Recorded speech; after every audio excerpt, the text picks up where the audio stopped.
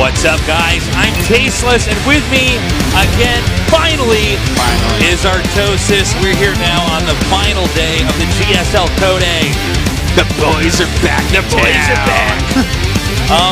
Yeah, so this is it. There are not many spots remaining now to get into Code S. This is coming up here, the last Code S of the year, and it should be the best GSL Code S to date. Yeah, I really do think so. We have like a fantastic lineup of players that have already gotten in. I'm really excited about some of the storylines, like Stork coming back. How sick is that? That's so exciting. Yeah, and we definitely have some good matches here today, Tasteless. Can Zest make it into Code S? He better, man. It's about time. He better.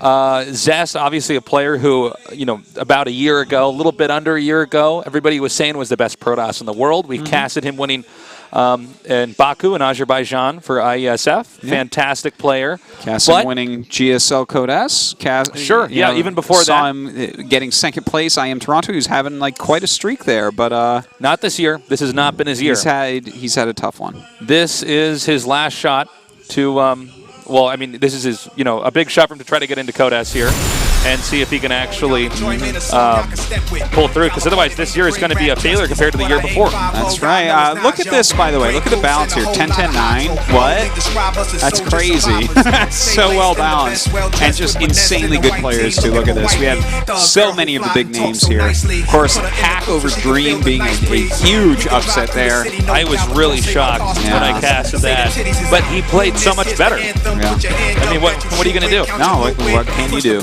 Except give him the spot that he deserves, the spot that he wants. He's Code S, and Dream on that given day was not. So yeah, but there you go. Like, just an insane lineup of players, and the fact that it's 10-10-9 right now, I mean, that's fantastic. We're going to add another Protoss. It's going to be 10-11-9. Probably Zest, but we'll see. Yeah, and I'm trying to think. Off the top of my head, I'm like, I think a Terran's going to get in, so it would be 11-11-9.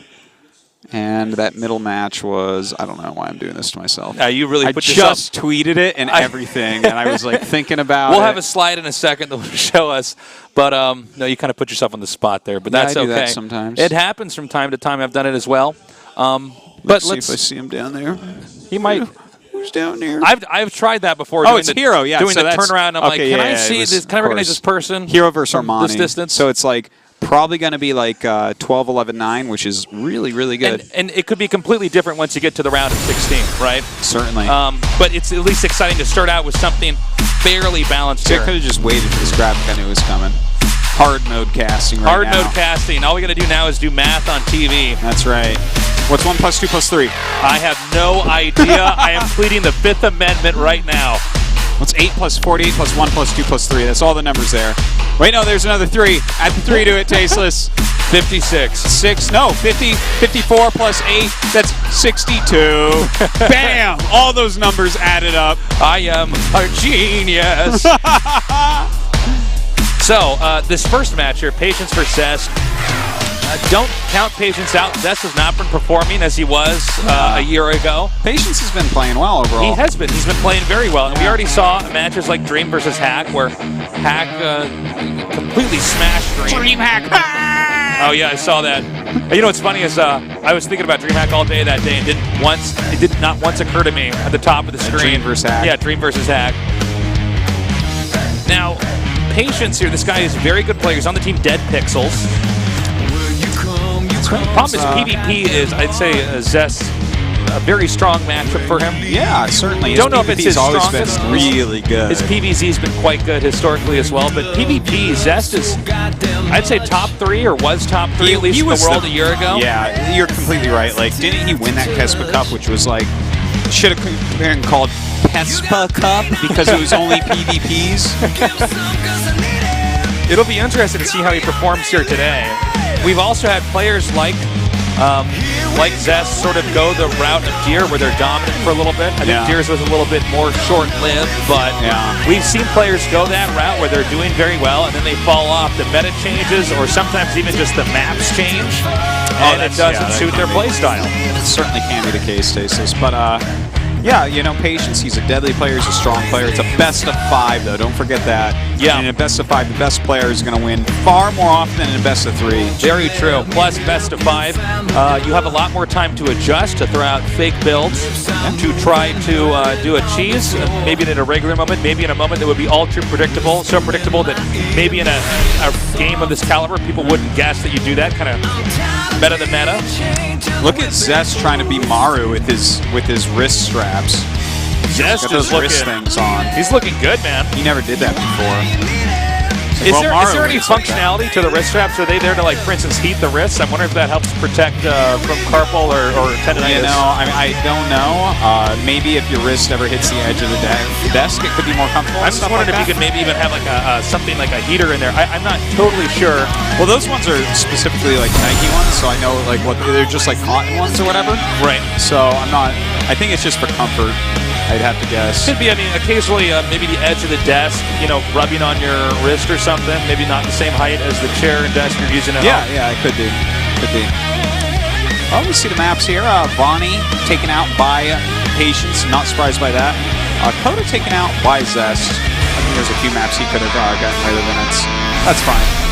But Cactus Valley going to start us off a giant 4-player map. Definitely some randomness with when you scout here, Tasteless. Definitely some trickiness of what builds you can do. You don't always get scouted right away, and in a PvP, scouting is so important. You got to get a read so you can try to counter what they're doing. PvP, a matchup with a lot of different strats, a lot of different builds, and a lot of different ways to fake out your opponent. The game is now loading up, so let's see what happens here on the map Cactus Valley. The Tosis is back with Tasteless. He's back. And we'll be passing the last day here, the GSL Code A. Remember, after this, we have cemented the final lineup for the GSL Code S, and we'll then begin the final Code S of this year.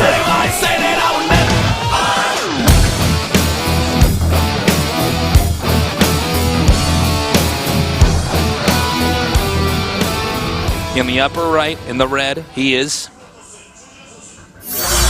Dead Pixel's Patience. It's like a very good trait to have, but is it a very good ID to have? I would say not as good as it is a trait. In the bottom right, in the blue, he is KT Roaster Zest. A very good ID to have, but is it a very good trait to have? Is it a very good flavor? I'd say zesty, not bad. Oh, zesty. Yeah, no, I like zesty. Zestiness as a flavor. Absolutely, yeah. It is good. I don't think of zest as a flavor, but yeah, it can be used to flavor things, for sure, to make them zesty. Yeah. This type of food has... Can you actually use the word like that? Does it have a lot of zest? I've never heard food anyone actually say have that. zest? Is that... It can be zesty, but can it have a lot of zest? Can it possess zest? I'm not totally... I don't know. Somebody tweeted us. Let us know. All I ever think about is the soap, because that's actually the soap that we used in my house as a child. Zest. Oh, yeah, I forgot about that. Zest. Yeah, that's what I think of every time. That and quick Phoenix builds. Use that Anytime I hear Zest, those are the two things that come to mind. Like very clean Phoenixes. 11 gate Phoenixes specifically. Welcome to the studio, guys. Thank you so much for coming down here. For those of you guys watching at home, you can always come down to our studio for free. And by the way, it looks like they're going to scout each other here. Okay, that's right good. away. This is really the good. probe high five. Bam. Bam. Saw Patience has actually made Zest move, so Patience has the alpha probe here. It's actually really good, though, that they are scouting each other at the same time, because the randomness that's added, like, let's say that one of them scouted it in the other direction, they don't get to scout what their opponent's doing. Here, they both get to scout. Yeah. And what he's going to find is a much later second gas, and that can do like a lot of different things. It just kind of brings you a little bit more minerals, a little bit less gas. Sure. Could mean that he wants to go for like a 2-gate or something. Not as popular on a giant map like this, but we'll see what Zest wants to do. I'm most interested, especially in the first 2 games, really in this whole series, seeing exactly what build Zest does here. Zest was sort of outside the circle of normal builds in PvP when he was succeeding at his best. Yeah, he definitely had some really interesting plays, especially like, that's why I always think of 11 Gate Phoenix. It was like this really cool way that he's like, hey, I'm better than you and I'm going to outplay you with this. Ha! Funnily enough, in StarCraft II especially, kind of being outside that normality circle in PvP builds usually was the guy who was winning. It had to be good PvP builds, but Yeah. normally it was somebody who was a little bit ahead of the curve, a little bit outside the Understands meta. what they can do with their units and whatnot. Right. Well, he's actually going for a Stargate. Now, will this be Oracle? Will this be Phoenixes? It could absolutely be either, but of course we lean towards it probably being Oracle. Probe being chased down here towards the upper left side of the map. And it looks like it will not get away. No. But this will give a little bit of room here for Patience to move around on the right side of the map. You know, the watchtower in these positions is it isn't not helpful, but it's not the most important part to be spotted from. Yeah, it's a little bit off on the side. It's like not the greatest thing to have. It's kind of cool to throw a probe down there if you're going to scout with it later on, because probably nothing's even going to go near it, to be honest. This is pretty impressive here by Zest to zone this out. This means the scout does not get in there to the bottom right, which is great. If he can hide that he's going Oracle, more of a chance for it to do damage. By the way, he is going for his own Twilight here, so it's going to be a blink after his Oracle, it looks like, and that can be a great play. But he skipped to do all this, the Mothership Core, which means if we have like pure aggression coming out of Patience when Blink finishes, that's a possible kill. Okay, 2 kills, soon to be 3. Now, if he does have the Mothership Core, you really need to keep that Oracle alive if you're going Blink, because you need to be able to spot onto the high ground and everything else like that. So, definitely got to be careful with that over here now. Also, the Mothership Core coming inside the main base. Oh my God, that was close. It was like a fraction of a second away from dying. Yeah, it's you got to make sure you get out of there with that. He doesn't need it defensively now, but to lose that on the scout, absolutely not something you want to do. Totally unforgivable. So we have the robotics facility. These guys both, by the way, just powering hard on one base. Seeing who's going to possibly get that first expansion. The person who expands first, in this case, may end up being the one that loses, depending on how the battle goes down, really. Yeah, Oracle Blink versus just Blink is really, really interesting, because a lot of times what happens is the player who went Blink only gets less Stalkers. Isn't that funny how that works? Yeah, it's in fact, Oracle Blink is kind of a counter build to Blink, if you can believe that. Oh, does he not have vision of that? I guess he's just out of his sight range. Now, here's the funny thing. Does he want him to just make a Nexus there? That's the other question. I think delaying it's going to be good. Delaying it no matter what? I pretty much, I guess at this level of play, it's always questionable to let them make the Nexus and then try to get them anyways, since you probably just want to be safe. Yeah, I think it is better to do something like that. Like, his Blink isn't quite ready. He can't move out quite yet, because if all the Stalkers were like right outside his base, he could die. But as that finishes up, he definitely can move across this map, and his Blink Stalker count is like vastly superior to Patience's. Look at that, it's 10-4 right now, and he has a proxy pylon. So if he just goes up and attacks, he definitely has potential to just kill him off. Oh, nice, and actually catching the pylon over here. Sometimes when you see these attacks happen on one side, some warpins on Zealots can cause problems. Counter warpins, I should say, where they run into the main and try to get probes. But he's taken out that pylon, and he's now going to move up here. Let's see if he can get in here and do any damage. There is an Immortal, which is quite strong. Yeah, second one coming down the ramp right now as well. Pushes forward. Not getting that sentry there in the back. No, not quite. Starts to weaken everything up. The thing is, he can still maybe do some damage here. We'll see. The difference between 2 Immortals versus 1 in PvP is so huge. Such a big It's kind of crazy. Whoa! And wow. I'm not even quite sure what happened there with the blinks. I had a hard time figuring out what the reaction to what was there, but he blinked half away and then the other half without actually, I believe, killing anything. Yeah, this has been like really ineffective for the amount of Stalkers he's made so far. I feel like he should have been able to do better than what he's done. I think he had to get in there a little bit quicker. When the second Immortal's out, it's one thing if you kill the first Immortal and then you back up, regroup the Stalkers, and come in and kill the second one later. But yeah, now it looks like here he might want to try to get the Observer, but I think that's in a poor position. I like the hallucinated Immortal. That's cute. Yeah, that's definitely what he was going for, though. You're quite right about that. All right, he knows that it is there. Of course, with that man. Yeah, this is going horribly. He really hasn't done that much, but this is, just I love PvP because the way build orders work, and like for instance, Oracle Blink is a counter to Blink a lot of the times, but he went Oracle, then the 2 gateways, and then the Twilight, and that'll kill a Nexus, a fast Nexus. Whereas if you get the Twilight faster, sometimes you die to a rush. Yeah, that's true. If he got the Twilight right away, his blink is ready in time that he attacks before the second Immortal, and he busts it. So it's just like, you know, it's a little bit of mind games, a little bit of guessery. A little bit of Tom Guessery going on. I'm a little bit concerned that Zest keeps poking in right now because I'm not sure if he's actually trading blows evenly. He's come in several times and tried to snipe that Immortal, but, I mean, is he really doing any real damage here? I mean, these Stalkers, they do bruise very easily, so... Yeah.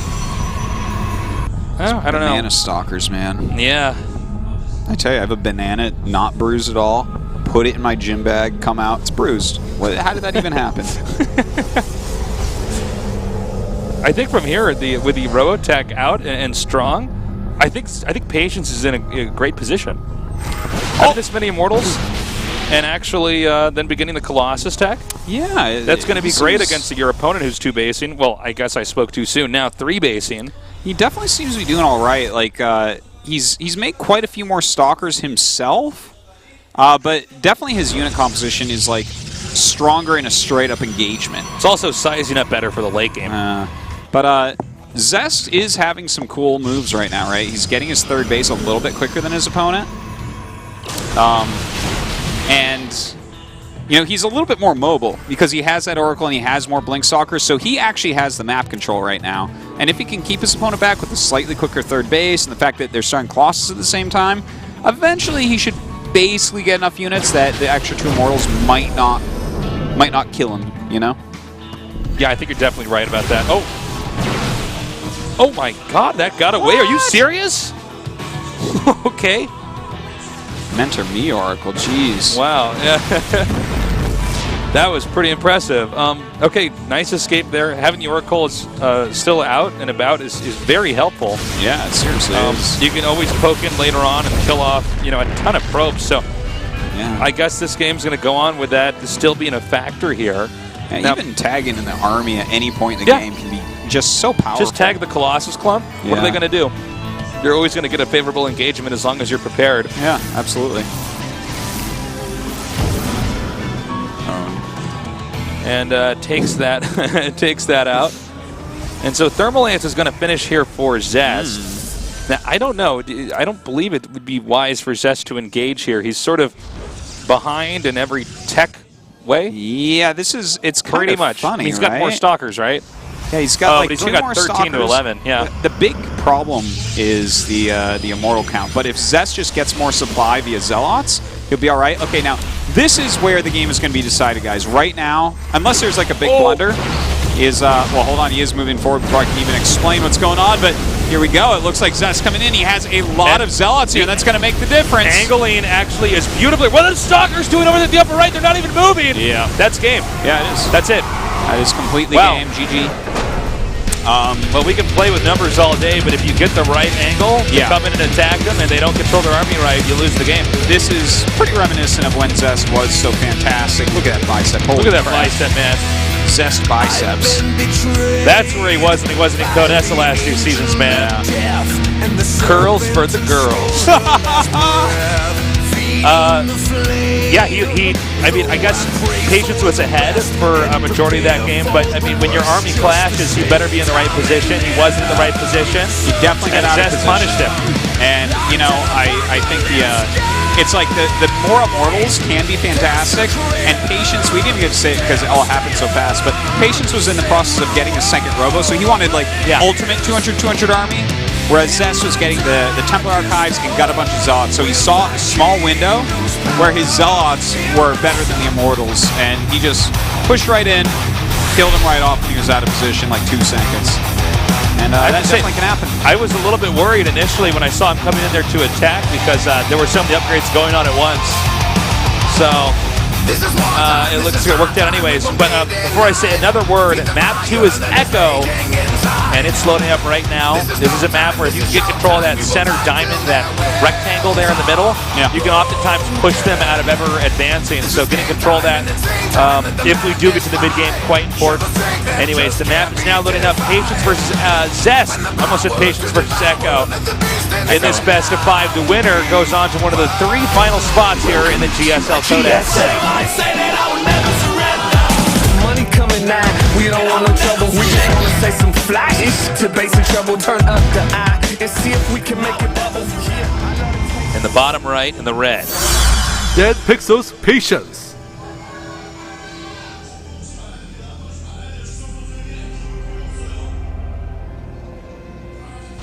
And his opponent. KT Roaster Zest. In the blue. Looking strong. Definitely made the right moves to win that game, even though his execution of the blink harassment on the natural was like not that effective. He just made sure not to overcommit and whittled his way right back into the game and won. Yeah, nicely done there. He knew exactly when to like inject his army into that position, and the Stalkers. It's funny, Stalkers actually easily separate from your army in PvP more often than I think people really appreciate. There's a lot of moments where you can impulse blink somewhere, and then oops, now you're out of position. If you blink at the wrong time, it is definitely something that costs people a lot of games. So something that definitely needs to be watched. And looks like we're going to have double gas here for both sides. They're just going to be continue to tech up. I'm excited to just see what Zest does. Yeah. Definitely a master of PvP. Kind of feeling like he's going to go Stargate again, to be honest. Yeah, I don't see why not. I mean, Stargate, it has the potential to do a lot of damage early on. Let's just say if you go for Oracle. It also has the ability to really punish later on. You get to do a lot of scouting. You get to check on him. So it could be quite strong. Yeah, and he does put a pylon in his natural. That's just to trick out Patience. He's going to get in there. He's going to count the pylons. There will be one missing. A lot of people know to just check the natural after they check the main with their probe. But sometimes people don't. I mean, that's what's funny about it. If you just hide a pylon, it's amazing. He's chrono boosting that Zealot. Yeah, he is, isn't he? What's the story behind that? That's interesting. He saved quite a bit of chrono, in fact. Presumably to do some pressure with these early units. So he will see that there's just one pylon in there. And that is a very smart move, because just because it's hidden and he's not using it for tech doesn't mean that Patience can easily identify that. So Patience may be thinking, there's something else I got to get ready for. I better play defensive. By the way, right now it looks like with Patience, I think he's going to go for a fast expansion. But if Zest does the same build that we saw last game, which was 2 gates before the Twilight, he should be able to just kill him. Probably. You don't kill him every time, but a lot of the time you go ahead and kill him right off. Between an Oracle and 3 gateways worth of units, how are you supposed to hold both these bases? Yeah, I mean, you are right. He just goes Twilight right away. So actually, both times, Patience getting a little bit better end of the build order stick. Kind of. Like, in the way that Zest build slightly different could have countered things. But, okay, see, he just canceled the Twilight and added those 2 gates. He's like, oh, you're going for Nexus? Okay, well... This should be a hard counter here. Pretty much. Get the Stalkers out here, get a proxy pylon. Yeah. Come in with the Oracle. Now, you don't want to use the Oracle necessarily to kill workers. You want to get that with the rest of your army and come in there and start doing damage. Yeah, like, I think that generally, because this is a build that I've done like a quadrillion times, you fly the Oracle into the main immediately to force a Nexus cannon. Oh, that's smart, then you hit the front, and then the second time the Oracle comes in, it almost always is to snipe sentries. Because you're just like, what up? Sentry's gone, because I have 2 Oracles now. And we actually have a Dark Shrine coming here for Patience. Now, this is pretty hard to hold, even with a Dark Shrine. The length of time it takes to make that Dark Shrine, it feels like forever. Yeah. And so... let's see how much damage Zest can inflict here. It should still be 1 here for Zest. Now, that Oracle did have to use some energy there on that Zealot back at home. And so he comes up there. Oh, and he actually does end up getting that sentry and saving his own unit, picking off a Stalker as well. And, oh, wow, he actually even saves that Stalker. Wow, really good by Zest there. Eking out as much damage as humanly possible. Now, the Dark Shrine's almost done, but there's 2 Oracles. Yeah. And Oracles, don't forget, they can detect. So, you know, a quick check here. There's no hidden pylon. Yeah, there's no hidden pylon on the map where you can warp a DT to go kill workers. So the amount of in control that Zest is, well, I guess Patience is more in control. Meh, Dark Shrine joke. But the amount of in control of this game that Zest is pretty crazy, man. Like this is what a great spot to be in. This should just end. But let's see. I mean, there might be a misclick here from Zest. Yeah, if he just there's so much energy on the healthy Oracle. He's waiting for the DT to actually attack, so the DTs are going to go around, which is really a small loss. Completely meaningless force field, by the way. So he wants that DT to go all the way into the main, which is probably just not going to happen before this game is pretty much over. And then he has one detecting Oracle here. Yeah, like all he has to do is start an Oracle at home or send an Oracle home. Or to be honest, he could actually just, it doesn't even matter. It's like, he'll kill all the buildings before the DT does. But yeah, just completely wrecking him. That was just Zest scouting the build well. If you execute properly, Oracle 3-gate, you kill Fast Nexus. If you execute perfectly, you'll kill it every time. There's a reason why we don't see that build as much in Code S from Patience. Yeah. I think it's quite punishable.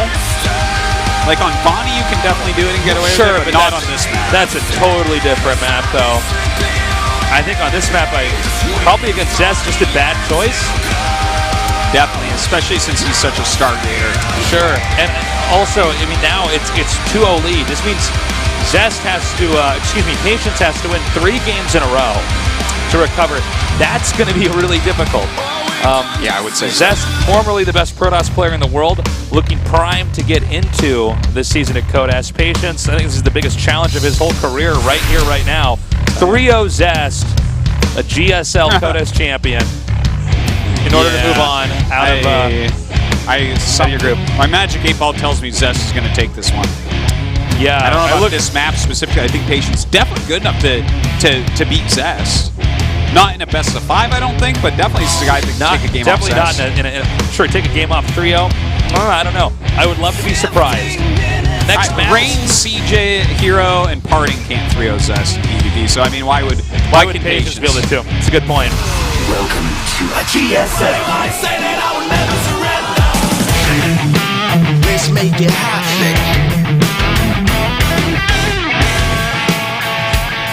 In the upper left, in the red, he is Dead Pixels Patience.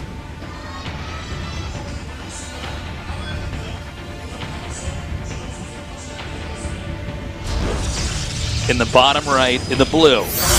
KT Roaster Zest. All right. Excited to see what Zest is going to be up to this game. Really excited to get this guy into Code S. Gotta say, and he's going 11 gate, probably Stargate. Yeah, he is. I'm really curious to see what build Patience does. I really did not agree with that build in Game 2 for a best of 5 when you're down 1 game.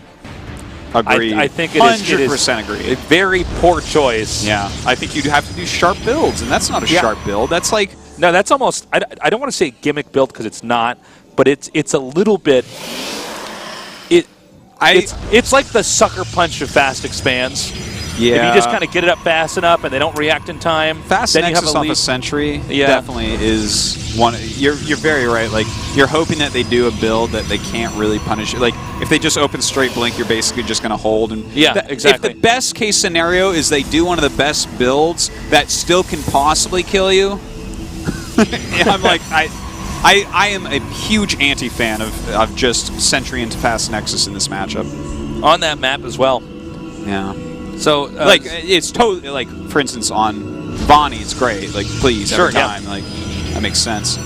Not on that map. Now, Zest doing the, tucking the pylon over here in the corner of the map. And I think this is great because especially for Patience. Any misstep he makes, and he's made, I don't want to say several, but he's made enough in this series that he certainly might either not spot this or spot this and panic. Yeah, he's going to fall right into Zest's trap. We'll have to check and see if the probe on the way out checks for that pylon over there at the upper right. Yeah. Of course, if he does check for that, there's an even higher chance of Stalker guns him down, so he might not check in hopes that he can get out and hide that somewhere, because ideally he would like to use his probe to make a hidden pylon of his own. Okay, so we have the probe coming out on the mini-map. Hold up. He does not check. He does not check. So he's going to think and he actually possibly didn't even check the entire main. That's true. So like he's really has no idea where any pylon is, and looks like Zest's going to go ahead and throw down a very, very fast Twilight here, and that makes me wonder: is he going to go for Blink or is he going to go for Dark Templar? Okay, I know what this is. This is 3-gate DT, I think. Like this is cool. This is a build where you just like attack heavily with Stalkers, and then you start warping in Zealots.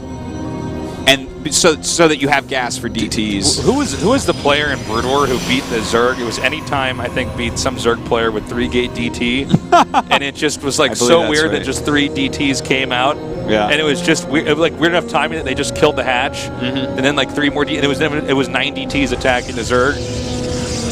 That's so funny. It was so Builds funny. like that, man. Yeah. Which it's not even really a good build, but if you just didn't factor in that it might be something weird like that, like that's just that's it. Yeah.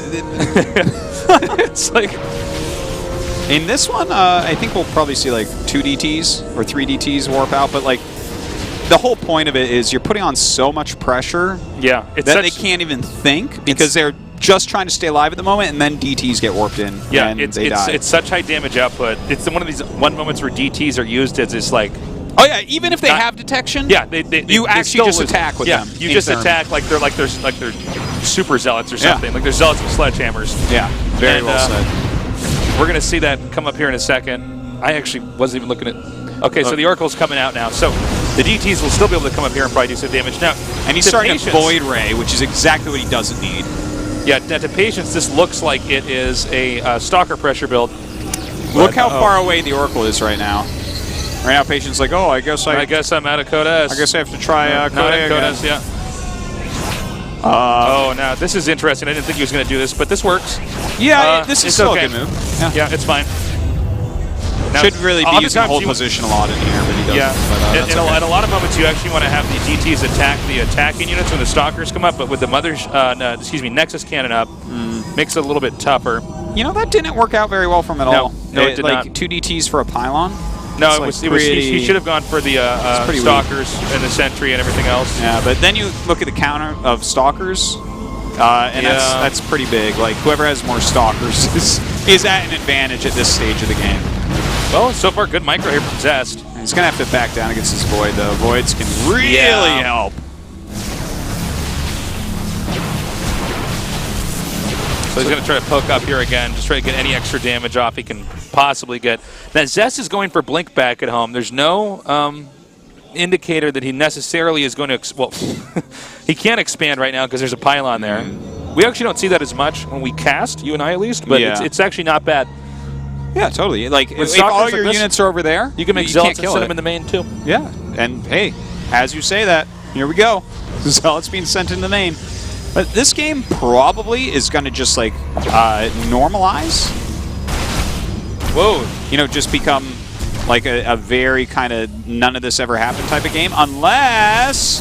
This is actually a pretty big deal with this Oracle already here. Oh, he left all of his Stalkers back at his opponent's base, so...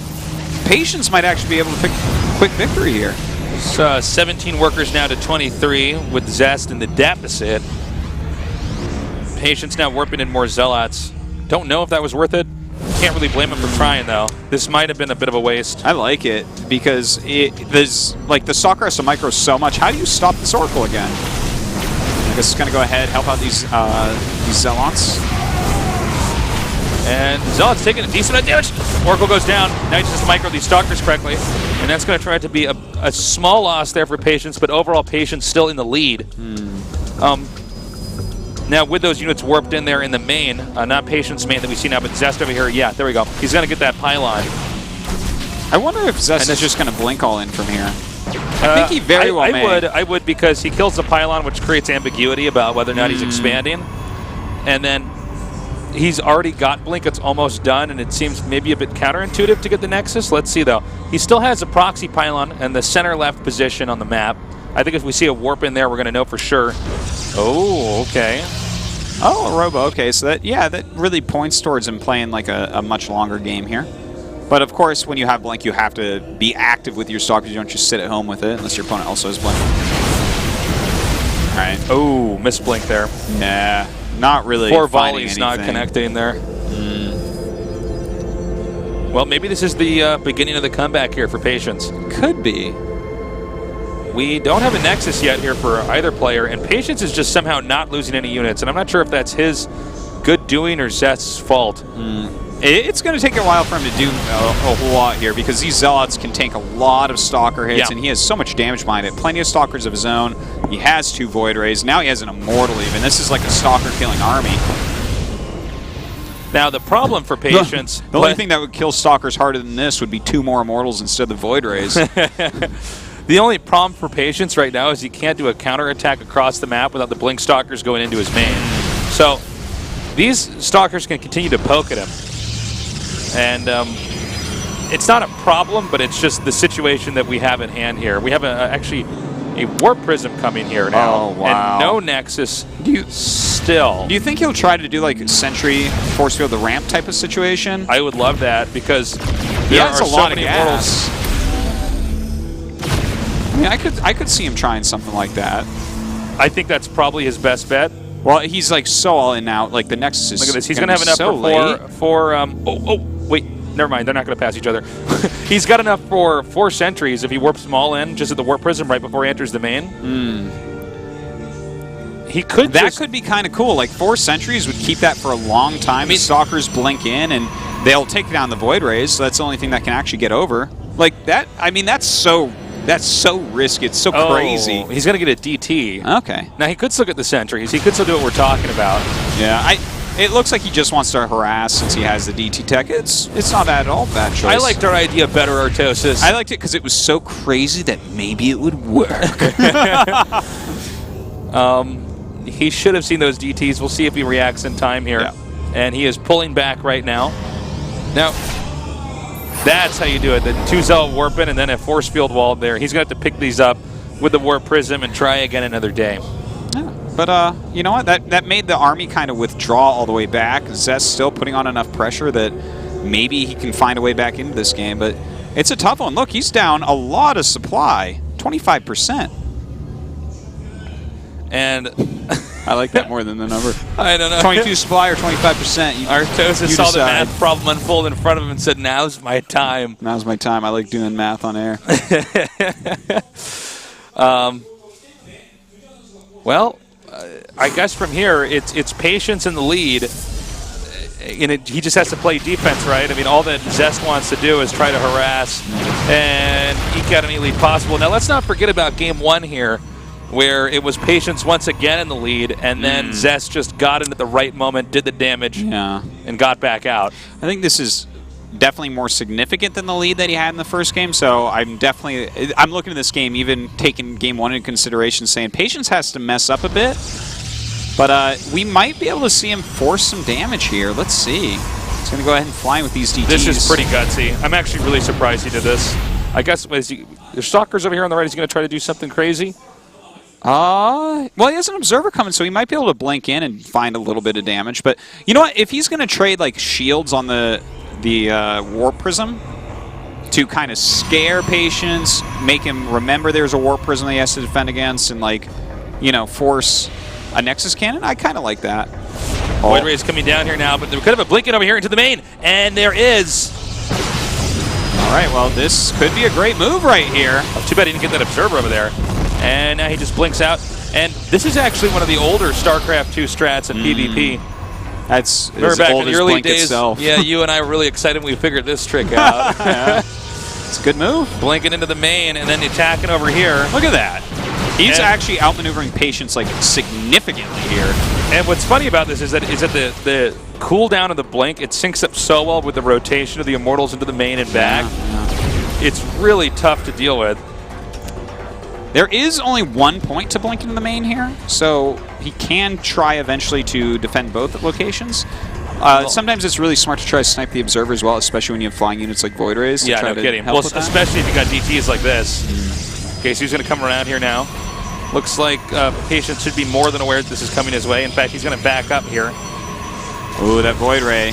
Kill it so fast. Well, he's going to have to pick up. I can't believe that one force field might have actually gotten that DT. Well, the Stalkers are going to come around now. Third Nexus has started for both sides now. Although Zest has done a moderate amount of damage. Oh, no. This is actually actually... up there. This is going to be a total trap. Yeah. Zest knows. Although Zest is doing a decent amount of damage, Patience is still in the lead. The problem for Patience is that he can't leave his base without these Stalkers doing enough damage that it gets a bit out of hand. Yeah, and when they actually eventually do fight, like, Patience has been up probes basically all game, and his unit comp is so superior. It's 3 Immortals to 0 this time, and he has the Zealot lead, and he has 2 Void Rays. Like, his units, his army is so much better than Zest right now. Like, little, that's not little. That's a big difference in what he has. Yet everything he has just destroys Stalkers, which is the foundation of Zest's army. Yeah, Zest is doing a decent job only in the sense that he's keeping this game going. And if it was any other player but Zest, we could almost conclude that Zest should lose this, but he's been pretty fancy with some of his unit play here. There's still a chance here. Yeah, there certainly is. It just maybe get Patience out of position 1 or 2 times. Zest can then even out this game. There's the chance that he just continually harasses very well because he's been like making little edges to try to catch up all game, and there's also the chance that Patience attacks very poorly into Zest. Like if you attack into a choke point or something, Zest can take the battle no matter how good your army is. Like if he attacks through the little place with the destructible rocks in the middle of the map that I've seen so many people waste armies on here. It actually happens a lot on this map. It really does. It's kind of funny. It's like, guys, just never attack there and you win. It's the same rule as everything else in StarCraft. Concave, convex, yada, yada, yada. Funnel, filter, whatever you want to call it. So we have more gates coming down now as the real gateway explosion begins to kick in here. Well, his army is just continues to be bigger, continues to be better. Let's not forget that with the Colossi number being this high and Archons coming into play, it will come down more to angling now. Yes. Than purely mathing out the unit comp. Yeah, your unit comp is not as important as getting all your Colossus to fire at once, having your Zealots spread, getting their damage in instead of clumping up. Those are the things that really, really do matter. So definitely you're right. At this point, the supplies are at least close enough that he has a much better chance than we saw before. Is he going to get that Void Ray? Oh, he's trying. He was trying to bait it. Fish him out. He put a juicy worm on that hook, but the Void Ray wasn't biting. Yeah, unfortunately. Supplies now evening up here and worker count now evening up. So Zest has been doing a decent job in the catch-up game.